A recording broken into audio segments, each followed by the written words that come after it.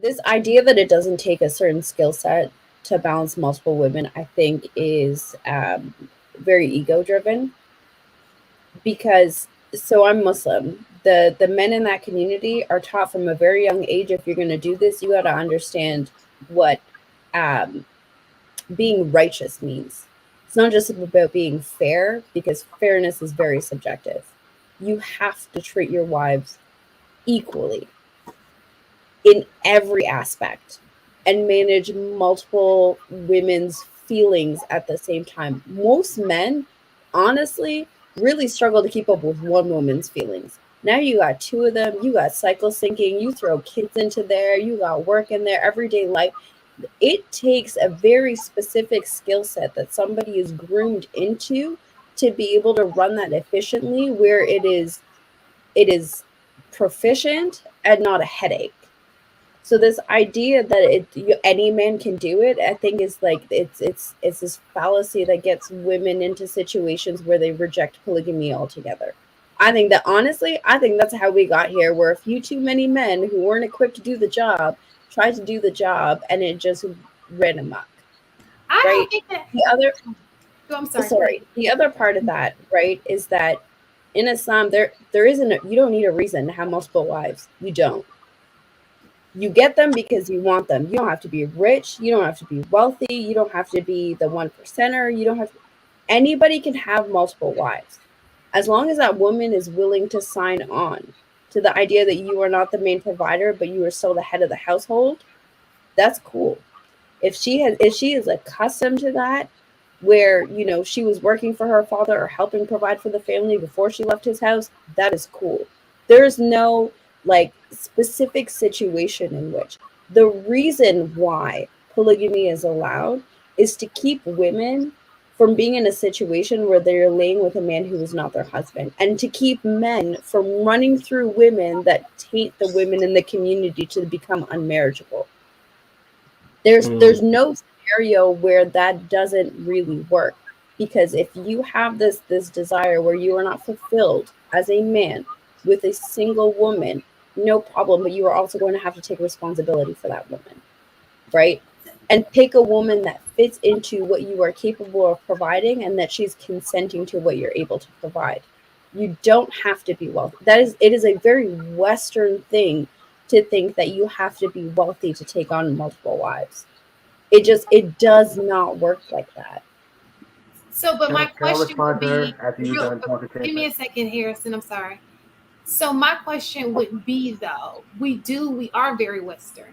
So if we were to implement that, do you think that that would be a problem? Because we all know that women would just flock to the men who are doing well. We just know that, because we are Western and that's just how it's been going. Okay.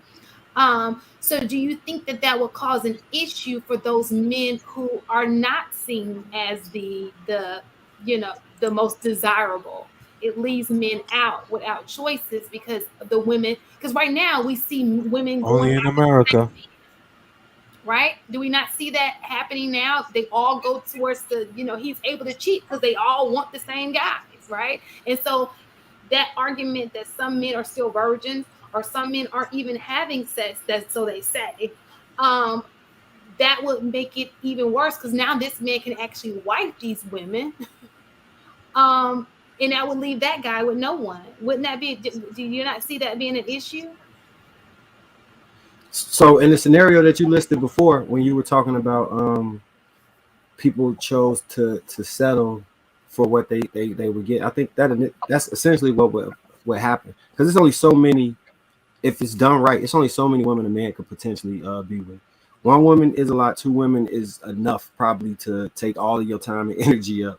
If you're talking about five, six, seven, I don't think you could potentially do that the right way, where you would adequately give each woman what she needed, manage all those emotions, and do justice to those relationships, right?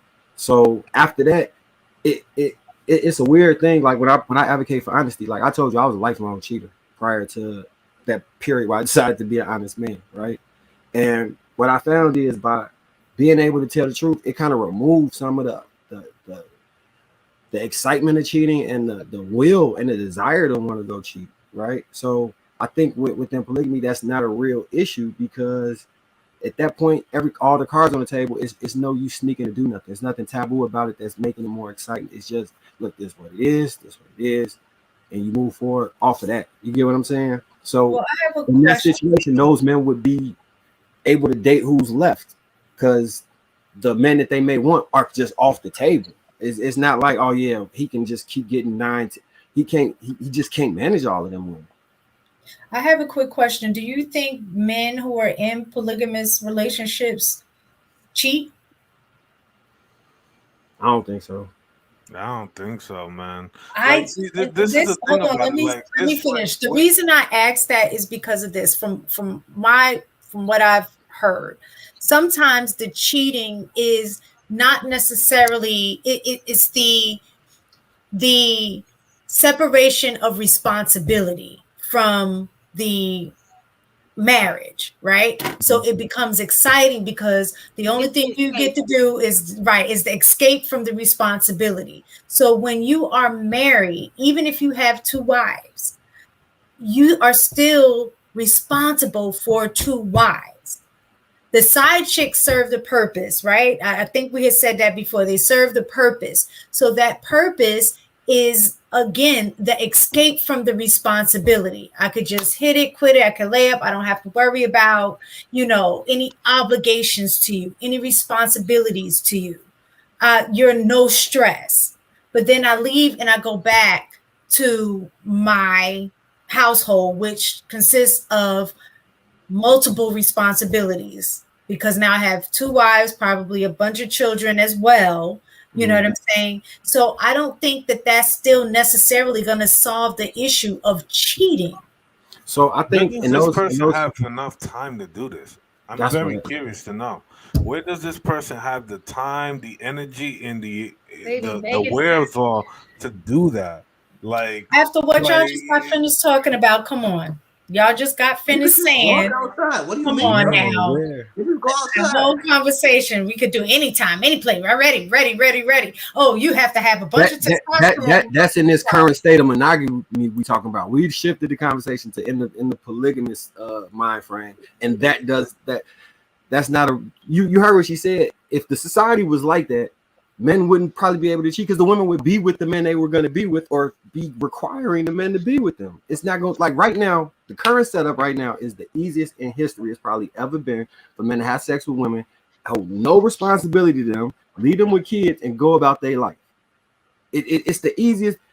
It's the easiest it's ever been to have just random sex. You can hop on the app and swipe until you find somebody that agrees. Go have sex with them in the bathroom or something, and then go about your day.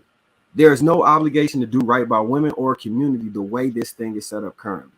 If you like advocating for it to remain the same, knowing all of these issues is advocating for non-responsible polygamy because people are still having multiple partners out here.